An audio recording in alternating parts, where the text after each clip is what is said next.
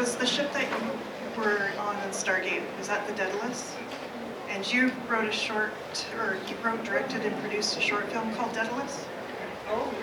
It was actually my wife, who's just down beside you, who actually wrote and created it.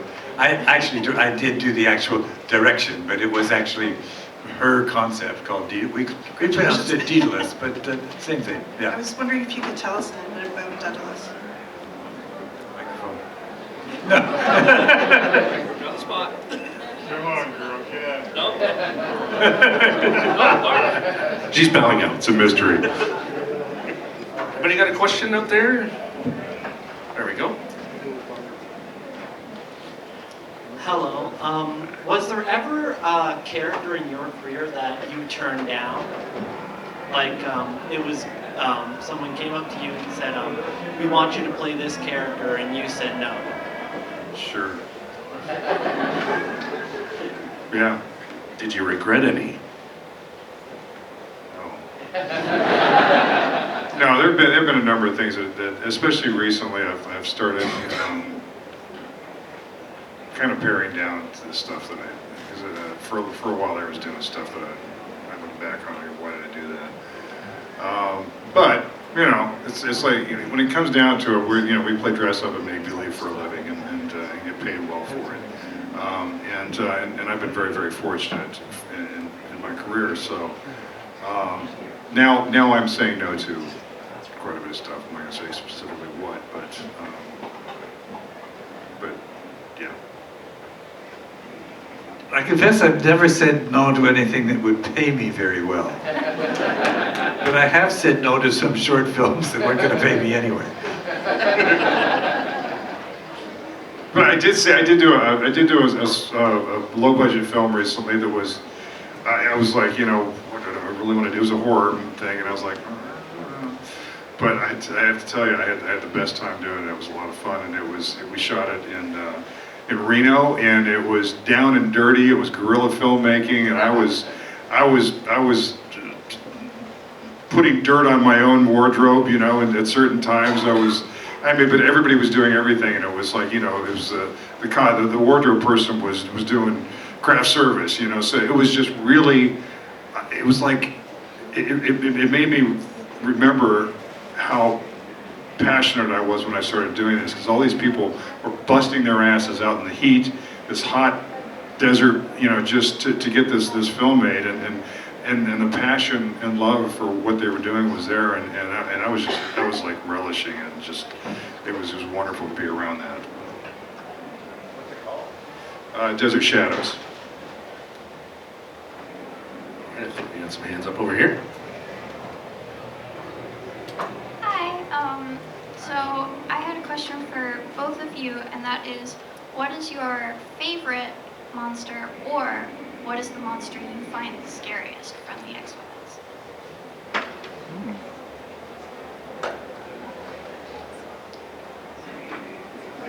David on a bad day.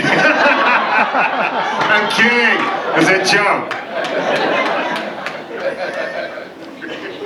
It's a good joke, though. Gosh, I don't know. I didn't, you know, as the Smoky Man, I didn't deal with monsters that much. So I don't know. There were some monsters out. What were some of them? I can't. It's like, I thought the Peacock brothers and their mom under the bed were pretty creepy. You know, That's pretty awful. Yeah. You just seen those dudes walking around the lot. It was pretty hilarious. Speaking of walking around the lot, do you remember that in the first movie, and there were these aliens from some other world, and they were sort of blinded, Yeah. and they had sort of little matchsticks kind of sticking out of their eyes so they could see a little bit.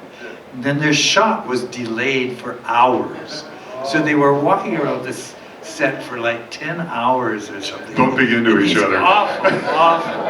You know, it was, yeah. So they were pretty bad, but. It's funny when we did, what was the one that David, no, that was Hollywood Hollywood AD, I think, with all the zombies, where they were shooting the zombie. Well, my daughter Sawyer, she was just a little girl at the time, and my wife brought her to set when they were filming that. And these people, all these zombie type people are walking around, and my daughter's looking at him and goes, "Daddy, they're not pretty, are they?" No, baby, they're not. It was funny watching her reaction to a lot of it, because she grew up on the set and she saw everything. She, was around all that stuff. And maybe that's why she's, wants to go into special effects makeup, or has gone into special effects makeup, which is pretty cool. So going back to the question of like, do you believe real quick? Obviously there's like different categories of things. Like you guys covered the do you believe in aliens thing, but like ghosts, cryptids. Yes. To all? Why not? Well, because there's no evidence, and if they did exist, then everything we Just stick in the think mud, we know about physics would be not valid. Well, yeah, no, you imagine, but.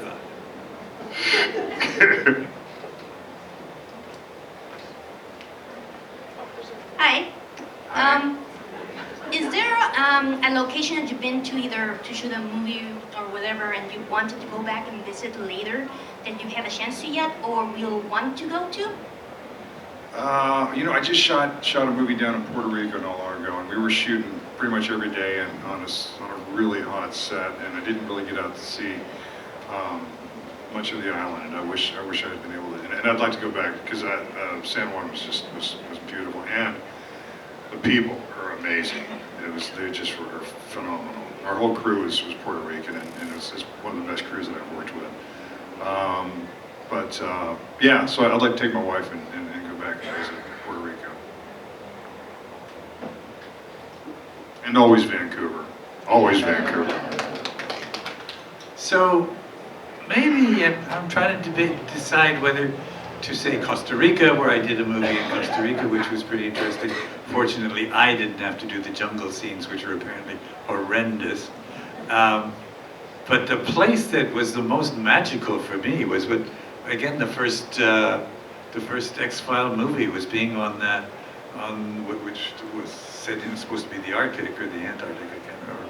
But this huge glacier up north of Pemberton in BC, which is probably melting as we speak, but it was just this vast expanse of ice in midsummer, and it was an amazing place to be. We had a helicopter in to get there. It was great. Hi, I just had a question. Just wondered, was there any like fooling around or practical jokes on the set? Fooling around? What are we talking about? Okay. That you could I talk married about? Jillian's photo double, so I guess there was some fooling around. Practical jokes, that sort of thing? Or was it pretty strict? If you go back and watch, no, don't go back and watch the game. There's some stuff that just, boy, I get in trouble nowadays. We did some of the stuff we did back then. Oh, don't look at me. I don't do stuff like that. And was there any ad-libbing, or was it pretty close to the script? We stuck pretty close to the script. They were not that they beat us up about it, but the words were all there. So Sometimes one would do something, at the end of a scene. I can't remember a particular one at the moment to quote you, but where there's the cut, but there's what would be said right after that. That sometimes was kind of interesting or kind of fun, and so sometimes you would throw that in, and maybe they would keep it and maybe they wouldn't. But so in that sense, it might be a little ad-libbing, I guess. I know when we did Triangle, and we played the German characters. I got the script, and I had gone to school in Germany for several years. Went to university, and so I spoke pretty good German for a while. I've lost most of it, but I got the script, and it was in the stuff that Skinner was in German. The German Skinner. It didn't make any sense. To me, it was just gibberish. And I said to Chris, I said, what is this supposed to? What am I supposed to be saying here? Because this doesn't mean anything. And he goes, well, and he told me what he wanted me to say. I said, okay, do you want me to translate and put that into German.